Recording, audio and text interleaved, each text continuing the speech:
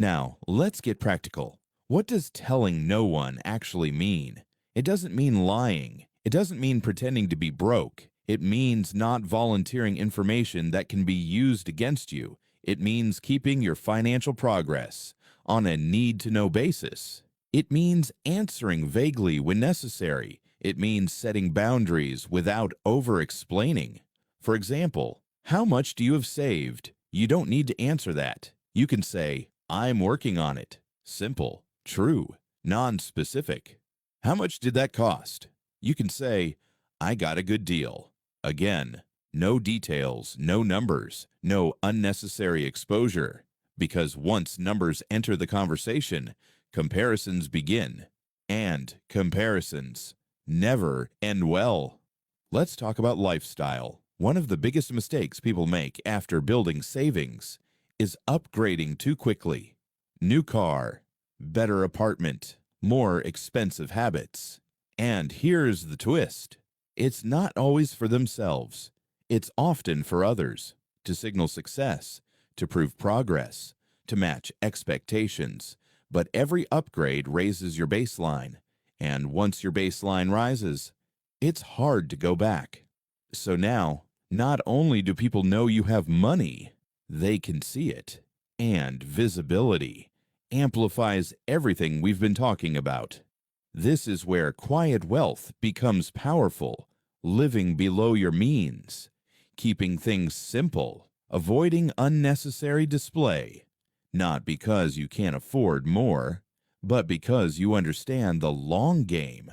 And the long game is about sustainability, not appearance. Let me introduce you to a concept: financial invisibility. It means your money is working, but not attracting attention. You're growing, but not broadcasting it. You're progressing without creating pressure. It's one of the most underrated advantages in life, because while others are focused on showing, you're focused on building. And building takes time. Now, here's a moment to pause. If you've made it this far, you're already ahead of most people, because most people don't think this way. They chase visibility. They chase validation. They chase the image. But you're starting to understand the reality. So here's what I want you to do. Take a second. Ask yourself, who actually needs to know about my money? Not who wants to know. Not who expects to know. Who needs to know? The list is usually very short, and that clarity changes everything.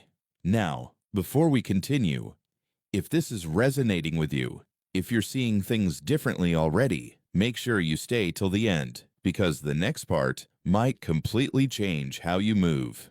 Let's go deeper. There's a psychological shift that happens when people know you have money. They start assigning responsibility to you without asking. You become the solution.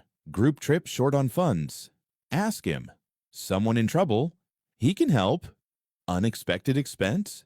She's got it. And slowly, your identity shifts from individual to resource. And once that shift happens, it's very hard to reverse, because saying no now feels like breaking a role you didn't agree to. This is why boundaries matter early, before expectations form, before roles are assigned, before pressure builds, because once it's there, you're constantly managing it. Now let's address something important.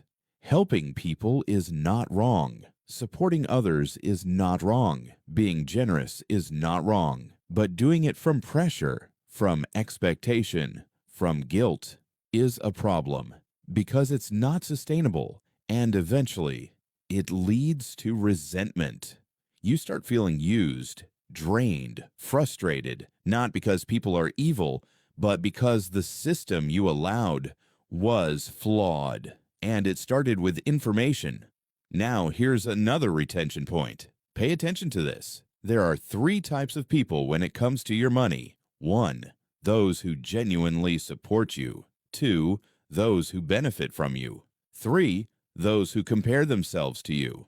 The challenge is, you can't always tell which is which, especially early on. So the safest move is controlled exposure. Let time reveal people, not your bank balance. Now, let's talk about peace, because this is the part people overlook. When your finances are private, your mind is quieter. You're not constantly explaining, defending, justifying. You're not navigating expectations. You're not managing perceptions. You're just living, building, growing. And that peace is priceless, because money without peace is just pressure in a different form. Now, here's something that might challenge you. Sometimes the urge to tell people about your money is not about them. It's about you. It's about wanting recognition, validation, proof that your effort paid off. And that's human. But it's also dangerous, because external validation creates external dependency. You start needing reactions, approval, acknowledgement. And once that happens, your decisions become influenced not by what's best for you, but by what maintains the image. That's a trap. So instead, build internal validation. Know your progress. Track your growth. Celebrate quietly, because real success doesn't need an audience. Now we're getting close to the end, but this next part is critical, so don't skip.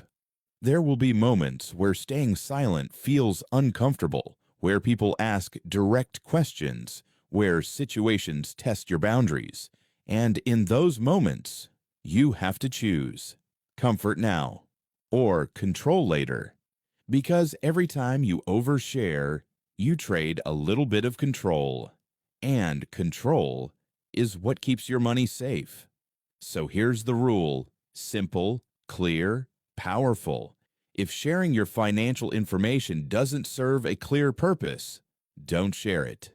No explanation needed, no justification required. Just don't. And watch how your life changes. You'll notice less pressure, fewer expectations, more freedom. You'll move differently, think differently, decide differently. And over time, that difference compounds, just like your money. Now, before you go, if this gave you a new perspective, if it made you rethink how you move, take that seriously, because small mindset shifts create massive long-term results. And if you want more insights like this, practical, real, unfiltered, make sure you stay connected, because there's a lot more to understand, and most people never will. Remember, build in silence, move with intention, protect your progress. And when you finally reach a level where your money is serious, let your results speak, not your words.